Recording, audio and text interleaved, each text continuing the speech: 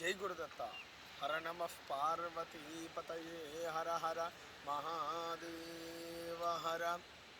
శ్రీ జ్యోతిర్వాస్తు విద్యాపీఠం ఈ సంవత్సరం మహత్తరమైనటువంటి తీర్థ సంగ్రహణం చేస్తూ అనేక తీర్థాలను సంగ్రహిస్తూ ఉన్నది మన విద్యాపీఠం. అందులో భాగంగా ఒడిశా రాష్ట్రంలోని గంజాం ప్రాంతంలో అతి గొప్పనైనటువంటి నది ఋషితుల్య నది. దాన్నే ఋషికుల్య నది అని కూడా పిలుస్తూ ఉంటారు. ఈ నది పేరు ఋషితుల్య నది. ఇక్కడ ఉన్నటువంటి ఒక 76 కిలోమీటర్ల దూరంలో ఉన్నటువంటి ఋషిమాల అనేటువంటి పర్వతముల యొక్క సమూహములో నుండి ఉద్భవించేటువంటి విశిష్టమైనటువంటి నది ఈ నది. ఆ ఋషిమాల ప్రాంతాన్నే కాశ్మీర్ ఒడిశా అని పిలుస్తారు. ఒడిశాలో ఉన్నటువంటి కాశ్మీర్ అంటూ ఉంటారు. అంత పచ్చని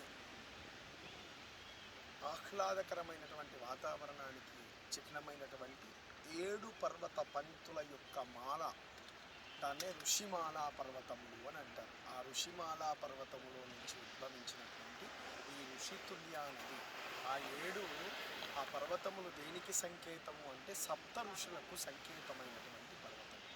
ఆ సప్త ఋషులు అక్కడ తపస్సు నిత్యం అనుష్ఠిస్తారని, సప్త ఋషుల యొక్క తపోధారల చేత ఏర్పడ్డటువంటి నది ఈ ఋషితుల్య నది. ఇందులో ఈ నది పక్కన ధ్యానం చేయడం, స్నానం చేయడం చాలా విశిష్టమైనటువంటిది. అందులో ఈ 76 కిలోమీటర్ల తర్వాత ఈ గంజాం ప్రాంతంలో ఇక్కడి నుంచి 2 కిలోమీటర్ల దూరంలో చివర కనబడుతూ ఉంది ఈ ఋషితుల్య నది సముద్రుణ్ణి సంగమించేటువంటి స్థానం. ఇది పరమ పవిత్రమైనటువంటి స్థానం. 1000 వాజపేయ యజ్ఞములు, 1,000,000 అశ్వమేధ యాగములతో సరిసమానమైనటువంటి ఫలితం కలుగుతుంది అని మనకు చెప్పడం జరుగుతుంది. అంత బృహత్తరమైనటువంటి తీర్థాన్ని విద్యాపీఠం సంగ్రహణం చేసింది ఈ జలలింగార్చన కోసం. ఇటువంటి అమృతతుల్యమైనటువంటి తీర్థము ద్వారా నిర్మితమైనటువంటి లింగాన్ని దర్శిస్తే అఖండమైనటువంటి యాగాలు చేసినటువంటి ఫలితంతో పాటు ఈ ఋషితుల్య పవిత్రమైనటువంటి ఋషితుల్య నదిలో స్నానం చేసినటువంటి ఫలితం కూడా మనకు కలగబోతుంది. ఋషితుల్య నదితో నిర్మితమైనటువంటి లింగాన్ని ఋషితుల్య నదితోటి అభిషేకం చేసి మనం అందరం కూడా తరిద్దాం.